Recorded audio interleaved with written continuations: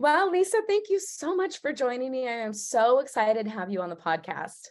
Well, I'm thrilled to be here, Cheryl. Thank you so much for having me this morning and to be able to discuss this really important book upcoming.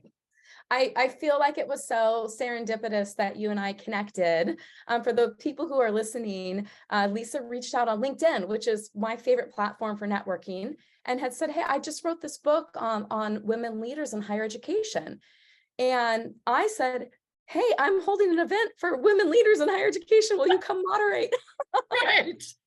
It was a moment of total serendipity. Couldn't agree with you more. I'm like, this is perfect. So this all happened during Women's History Month. So we're now a month later. The Yes. event went off beautifully. You were a wonderful moderator. So thank you. Thank you. Thank you so much for joining us. And now I'm thrilled to have you on today to talk about the book. So I just want to start off by asking you to give the listeners a little overview. What's the book about? And tell us what inspired you to write it. Yes, well, the book profiles 11 women in higher education C-suite leaders, both CEOs, presidents, chancellors, depending on the type and size of the institution, as well as senior level, cabinet members. And the book is diverse in all ways, diverse in terms of the women that you see behind me, diverse in terms of the institutions in which they serve and the type of institution in which they serve, public, private, HBCUs, and a tribal college. So it gives it should give listeners and prospective readers a very good sense of where women are succeeding in the higher education workplace today at the executive level. Great. And in terms of what inspired me to write the book, there were several different things. I had been fortunate to be writing for Women in Higher Education, which is a Wiley owned journal for women working in higher education administration. I had always had the goal to write a book with Wiley, and in the years that I had been writing periodical articles for them from 2014 until 2022, Wiley grew by leaps and bounds and became this fabulous global company through acquisition. And so my goal to be able to publish a book and their objectives in order to be able to reach target audiences with high level, high interest books matched. And so it was a marriage made in heaven. So that was certainly one reason. The second reason is that at the height of the pandemic in 2020, I was headhunted for a chief operations officer role. Was very excited, left a very comfortable, happy environment at a California community college, and pivoted in my career to go into an executive role in the private education sector. And it was tough. I got in there and there were a lot of things that I could not have anticipated from the outside, working with a headhunter in Chicago in an environment that was vastly different from the one that I had come from. And discovered that along with several of the women who are profiled in the book, that I was really in a situation of what's referred to as the glass cliff, where you have men who are vested in positions at the CEO level or C-suite level, CEO, CFO, and so on, who are provided with excellent resources in terms of personnel, in terms of budget, in order to be able to execute their work at the top level. That was not the case for the position that I was in. And again, we often don't see things clearly until retrospect. And so I made the difficult decision to leave that position and transition into a new role. And in doing that, once I had time to reflect and integrate, I really began to wonder and think about what can I learn from this experience in my career trajectory, and what could be learned by profiling those women who have navigated all sorts of circumstances in order to reach the pinnacle of their career. So it was really a combination of a few different circumstances. That term glass cliff, I haven't heard that before. I've heard glass ceiling. Yes. But what you're describing is you were brought on as a woman and then not given the resources that you needed to succeed. Correct. So you're like basically run off a cliff. Yes. And it was a term that I was also not familiar with until interviewing two of the women who appear in the book. And there's been there's some citations that are in the book that refer to it. I think it's a term that is gaining traction as women are more able and free to articulate some of the realities of navigating at that level. Now, that certainly was not the experience of all of the women of the book, and it's certainly not been my experience in my career up until this time. And again, in retrospect, if I had asked certain questions, if I had negotiated more firmly in my offer letter, a variety of different things, circumstances may have been different once I got in there. But you know what? How we say, what is it? Hindsight is 20/20. And we make the best decisions with the information that we have at the time. And sometimes even with the best information that we have and even things written down on paper, the day-to-day realities of culture and gosh, I would hearken to say patriarchy, sexism and patriarchy is alive and well, and sometimes more so in some industries than others. And this was an industry where that was particularly strong. Well, it actually makes me think of, I remember when I was at a community college, I got promoted, and the superintendent wrote a new job description for me. And it was a way for me to get a promotion, because, you don't really get promoted in a college. You can apply for a new position, but right. So he wrote this position, and we went to negotiate salary, what step I was going to be on. Okay. And he was like, I want to offer you a 2-step increase. And I was like, that's great. I'll take it. And I'll never forget, I was never taught to negotiate. I was never taught to push back. I was just like, that's great. And he goes, Cheryl, this is the point in the conversation where you negotiate. He said, what do you want to see? And I was like, oh, nobody's ever told me I'm allowed to do that. So I think as women, we're not taught to self-advocate. We're not taught to ask those questions. Yes. And we should be. We need to be.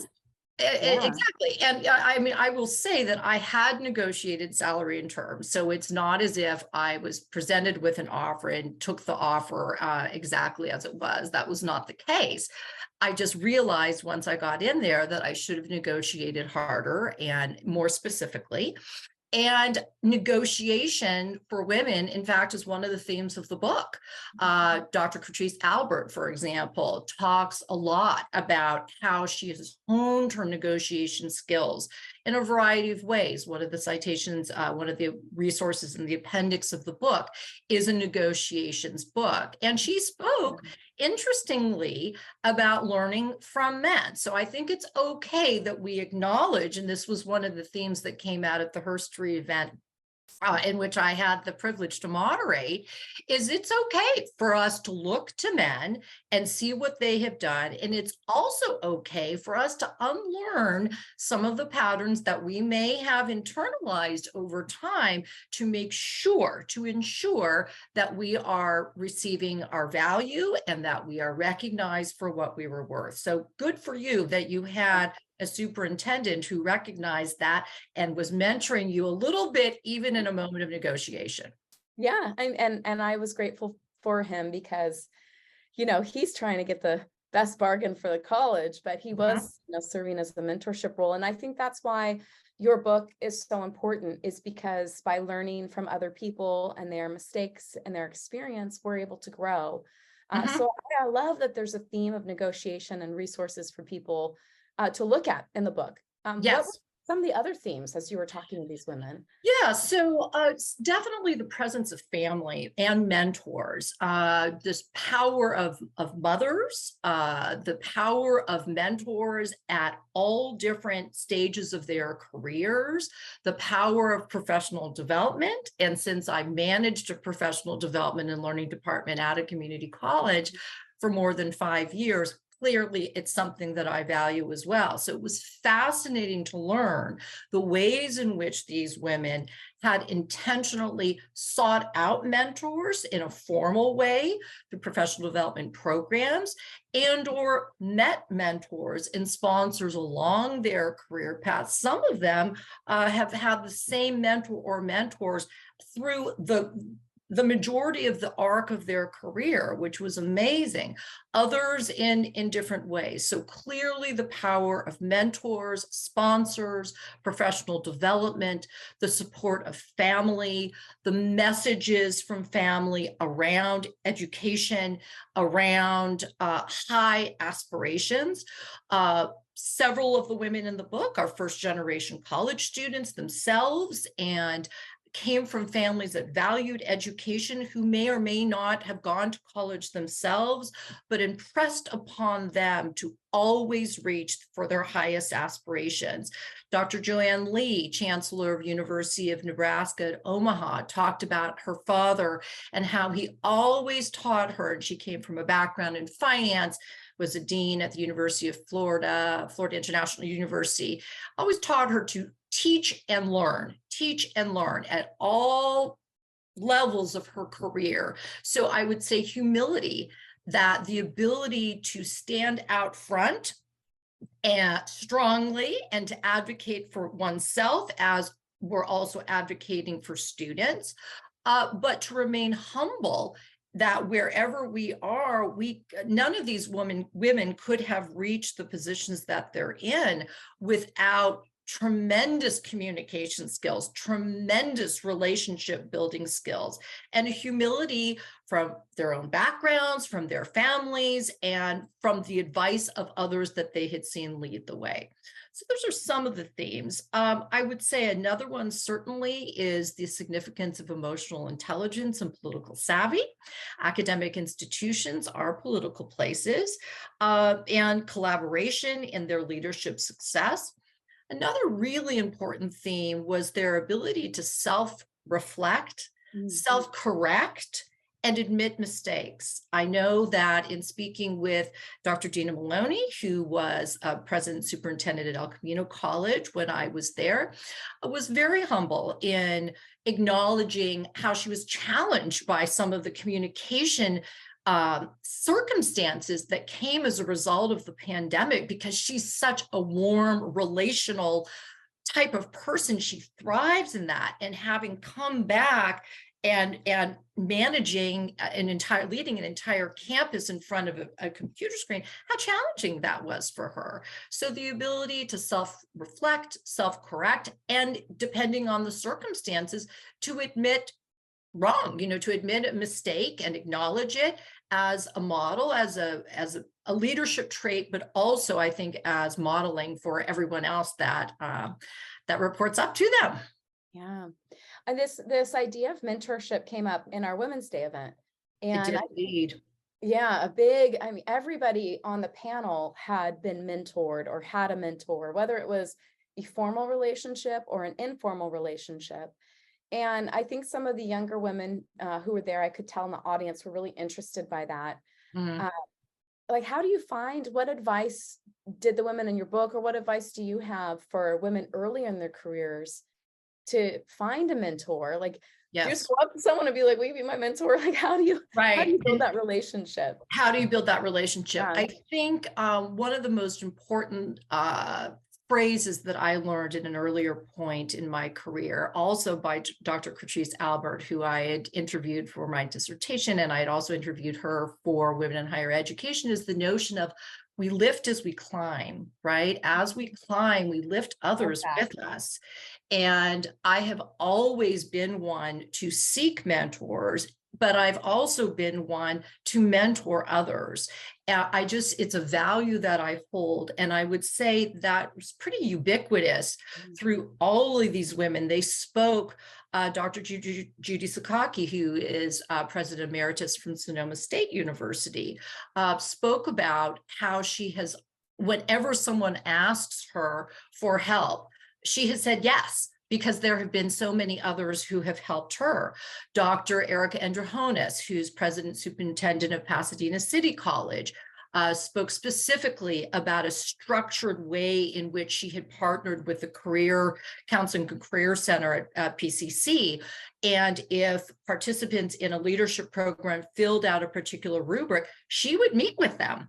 And so I think, how do you develop that relationship? It depends on the circumstances. I think, yes, coming up to someone and saying, will you be my mentor, probably is not the most successful approach. However, so much of success in higher education, as in any field, is built on relationships, that having good listening skills, taking a sincere interest, being an interested and interesting mentee candidate is certainly one of the ways that I would identify, and I would venture to guess that most of the participants in the book would agree with that. I love that saying. I just wrote it down. We lift as we climb. What a beautiful Yes, saying. yes, we I lift think as we climb. we those of us who have employees or work with women across campus, you're in a position to lift. I mean, you Yes, can be a mentor without having a formal relationship, very right? good point. Help and teach and guide, Mm-hmm, rather than correct and take mm-hmm. over, right? Give people the opportunity to fail and learn and grow, and you can be that person who lifts others up as well.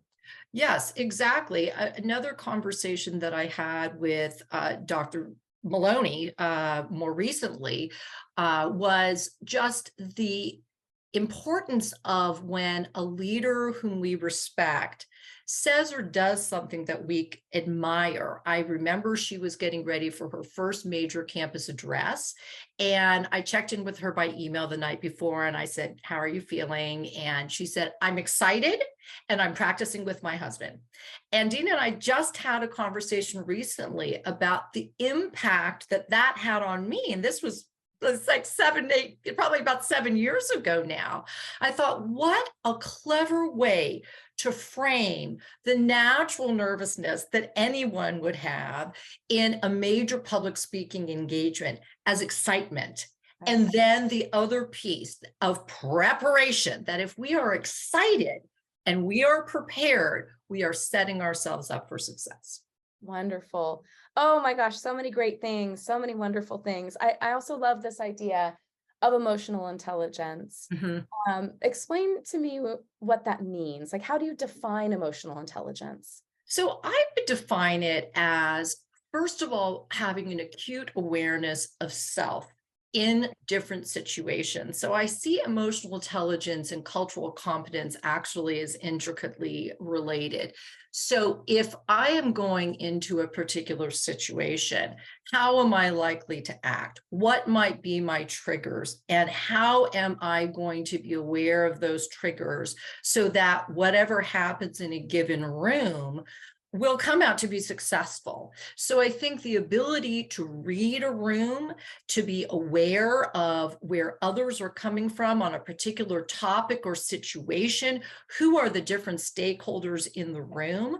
I'm reminded of some of the things that Dr. Alex Davis said at our event in March, her ability to be able to come in and read a room and be able to assess who is in there, what are the dynamics, and how can I appeal if I'm trying to persuade? And when I say I mean a collective I.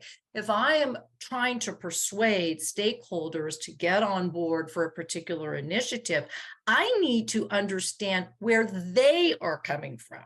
So I think it's that combination of being aware of one's own reactions in a particular situation, but an acute awareness to be able to cue in to others' perspectives, their particular emotions, how they want and need to be communicated with in order to establish buy-in. And that's just one example. I mean, I think it's a lot more than that, but that's certainly some of how I would define it.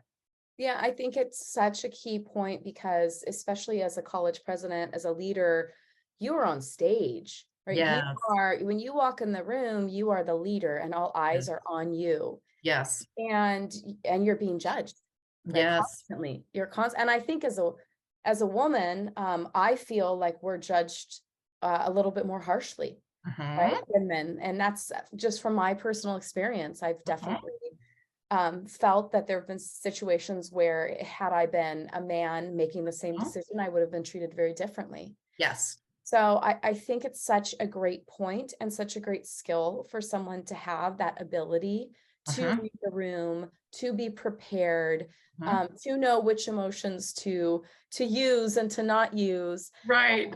But I think it's an innate skill, but it's a skill you can build. I'm wondering if any of the presidents gave any tips or if there's resources in your book about There how are. they can build that. Yeah. Yeah, there are. And the point that you made a minute ago about how women are judged and perceived is certainly something versus how men are perceived in higher education settings, or other executive settings, was Mhm. certainly another theme that they talked about.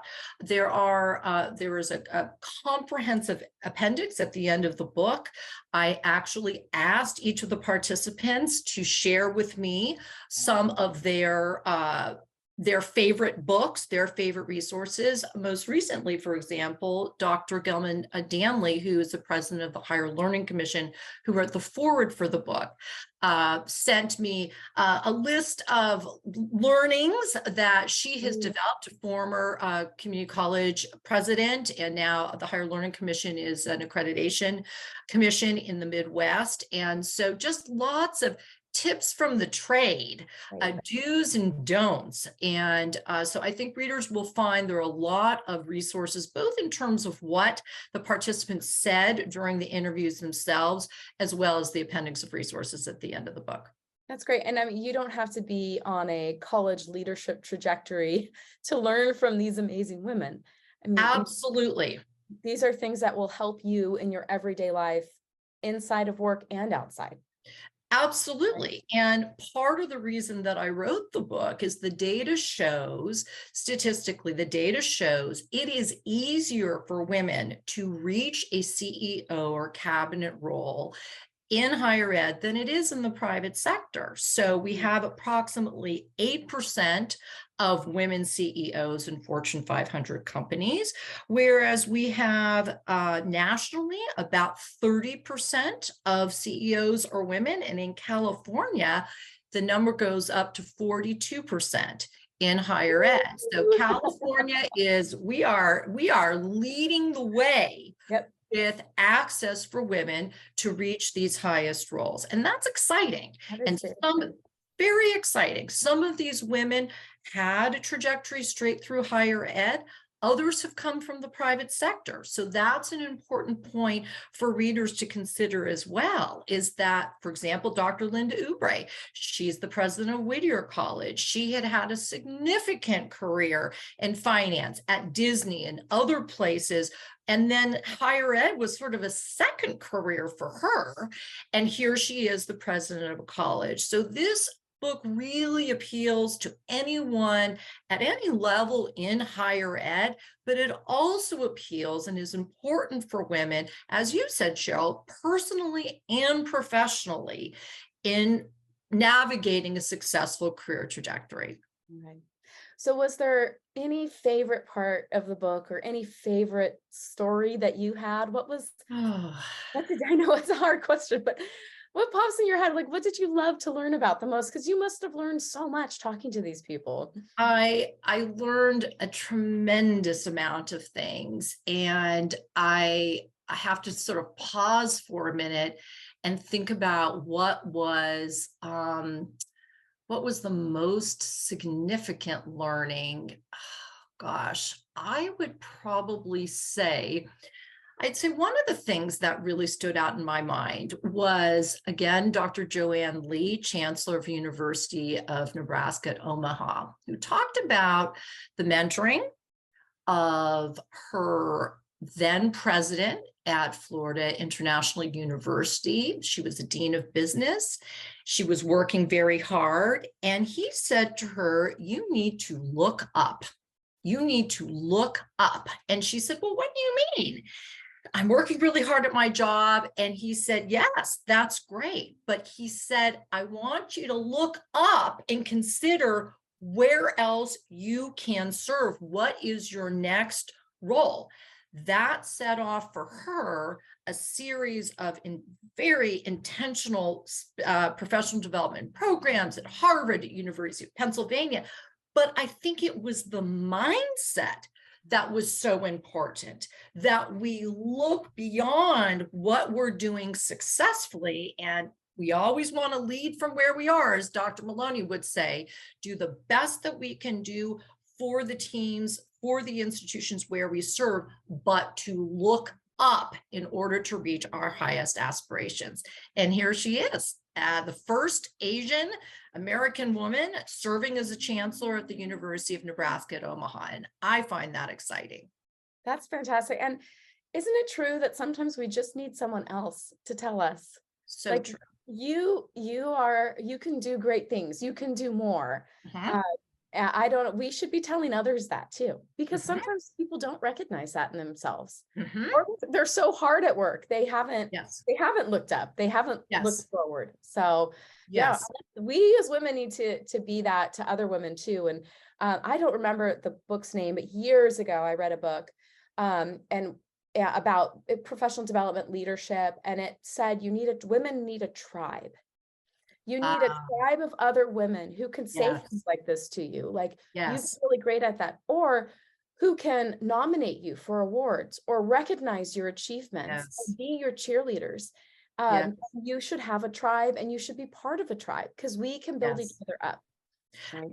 Yes, in fact, that reminds me of something that Dr. Billy Garcia talked about. She quoted a book that is in the appendix, and she talked about, she's a different word than tribe, but she talked about the fact that you need an audience sitting in the front row of a theater who are there to applaud you, support you, hold you up, push you forward. The same idea that none of us get to where we are in our particular careers. I certainly would have never been able to write this book without a huge team behind me at Wiley, but the encouragement of the theater of people who are in my life.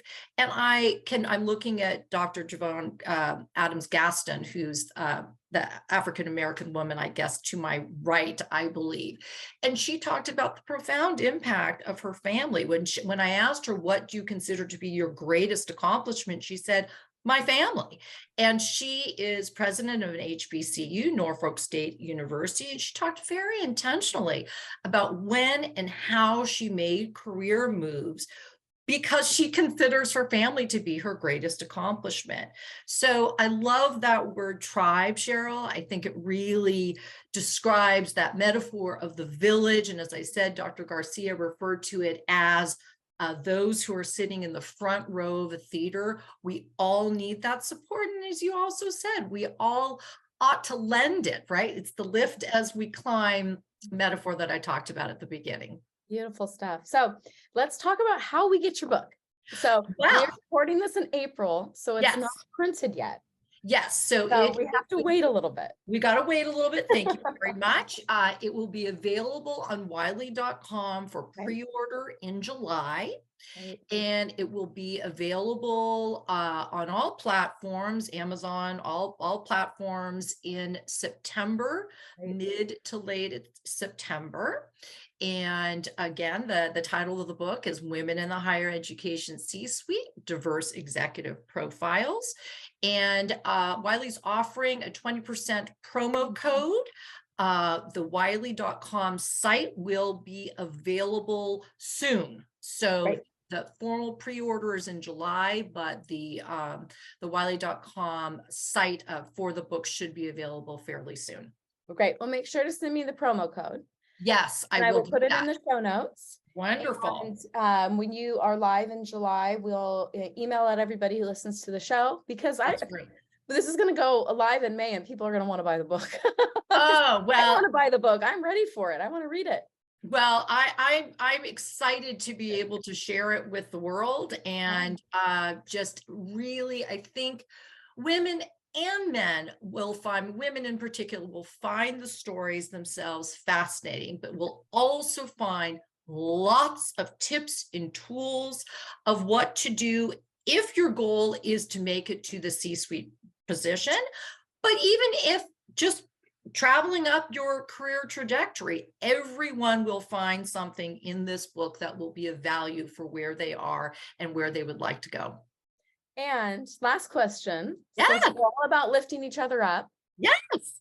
when's volume 2 coming out? What's Well, next for you, Lisa? interesting. You should know that. Yeah. As I was fortunate to have a number of very successful and committed higher education and private sector leaders write endorsements for the book, I began to realize there's a second volume here. Yes. So I'm in discussions, and we'll look for that. Hopefully not too long. Okay. Right now we're focused on getting the first volume out, but I think there are so very many women who are doing such important work across the country that I look forward to readers being able to learn about them.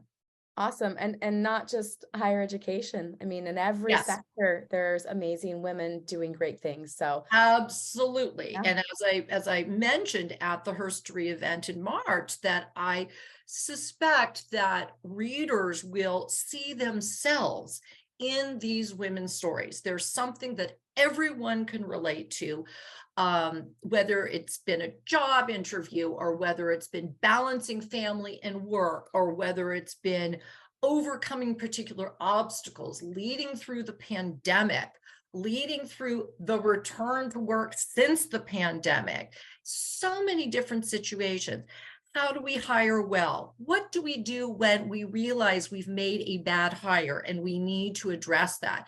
I know Dr. Jane Connolly, who's the president of Cal State Long Beach, taught, and she's a psychologist by training, talked about, now she's been in her role about 8 years, and talked about how different she reacts or responds to hiring situations, or just team situations, personnel situations that may come up now versus earlier in her career. With her psychology background, she thought that she could help everyone, that she could coach everyone. And she realizes now that that's not necessarily the best leadership decision, and was articulate in explaining that. Yeah.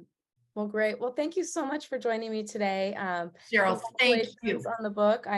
I've loved our conversation. I'm really excited to read it. Thank you so much. And you've been a great guest. Thank you, Lisa. Thanks so much, Cheryl. Just wonderful being on the podcast today.